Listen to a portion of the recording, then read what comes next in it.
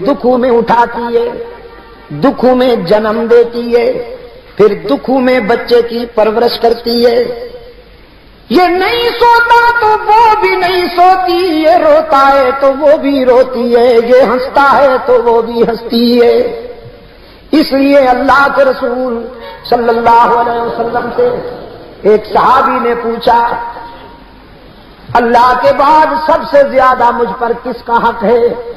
رحمت عالم صلی اللہ علیہ وسلم نے فرمایا تیری ماں کا۔ وہ کہنے لگا سما، پھر حضور نے فرمایا تیری ماں کا۔ اس نے عرض کیا سما، پھر حضور نے فرمایا تیری ماں کا۔ پھر پوچھا حضور اس کے بعد؟ رحمت عالم صلی اللہ علیہ وسلم نے فرمایا سما ابو کا، اس کے بعد تیرے باپ کا حق ہے۔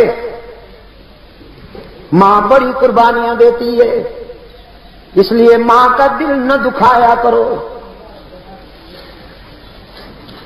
سرکار دو عالم صلی اللہ علیہ وسلم کی خدمت میں اطلاع آئی، ایک شخص کئی دن سے سکرات میں مبتلا ہے، جان نہیں نکل رہی، بہت قرآن کریم تلاوت ہوا، دعائیں مانگی گئی، لیکن اس کی مشکل حل نہیں ہوتی۔ رحمت عالم صلی اللہ علیہ وسلم نے فرمایا اس کی والدین زندہ ہیں یا نہیں؟ بتایا گیا حضور اس کی ماں زندہ ہے۔ رحمت عالم صلی اللہ علیہ وسلم نے فرمایا اس کی ماں سے کہو میں تجھ سے ملنا چاہتا ہوں، اگر آ سکتی ہو تو آ جاؤ ورنہ میں آؤں گا۔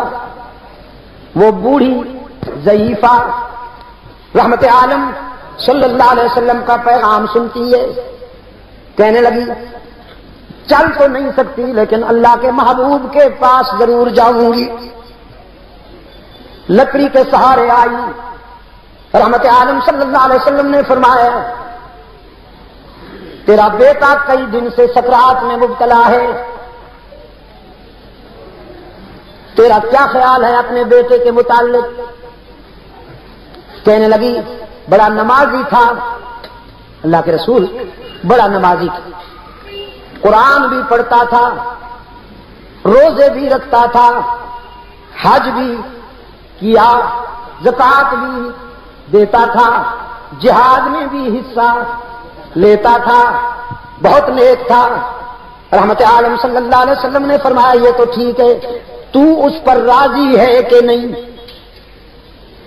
اس بوڑھی کی آنکھوں سے آنسو جاری ہو گئے، کہنے لگے نہیں حضور، میرا دل دکھایا ہے اس نے،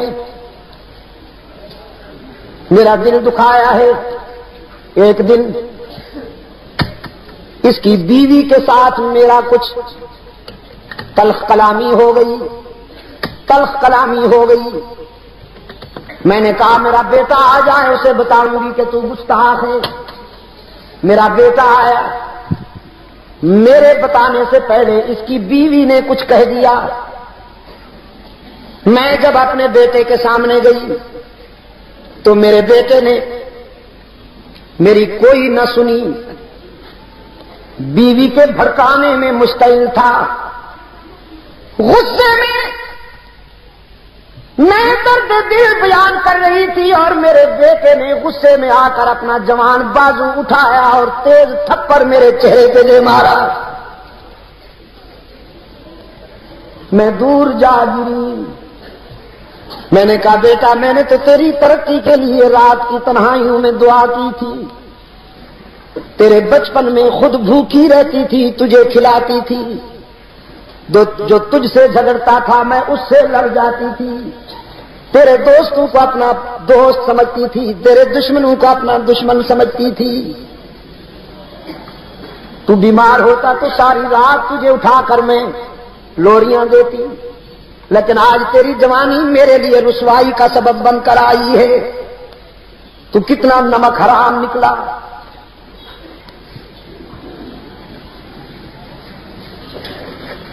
سرکار دو عالم صلی اللہ علیہ وسلم کی آنکھوں میں آنسو آ گئے۔ صحابہ سے فرمایا لکڑیاں جمع کرو، آگ بھڑکاؤ، پھر مجھے بتاؤ.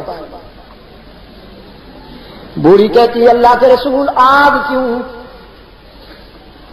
رحمت عالم صلی اللہ علیہ وسلم نے فرمایا ہم اس میں اس نمک حرام کو ڈالیں گے.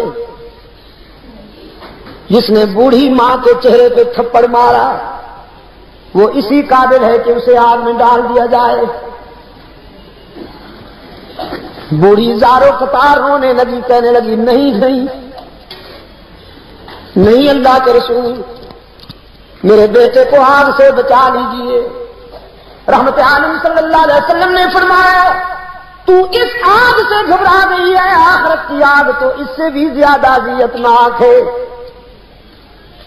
وہ بوڑھی کہنے لگی کوئی شکل ہے بچ جانے کی کہ میرا بیٹا اس آگ سے بھی بچ جائے، اس آگ سے بھی بچ جائے. نعرہ تکبیر، نعرہ تکبیر، اہل صحابہ، اہل صحابہ. سرکار دو عالم صلی اللہ علیہ وسلم نے فرمایا بس ایک صورت ہے کہ تو اسے معاف کر دے.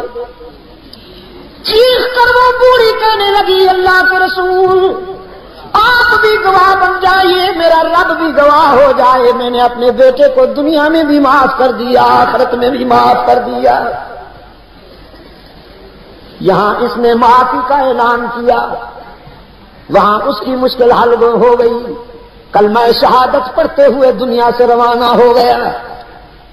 ٹل کے روشن ضمیروں، میرے عزیز نوجوانوں، چاہے کچھ ہو جائے کبھی ماں کا دل نہ دکھایا کرو.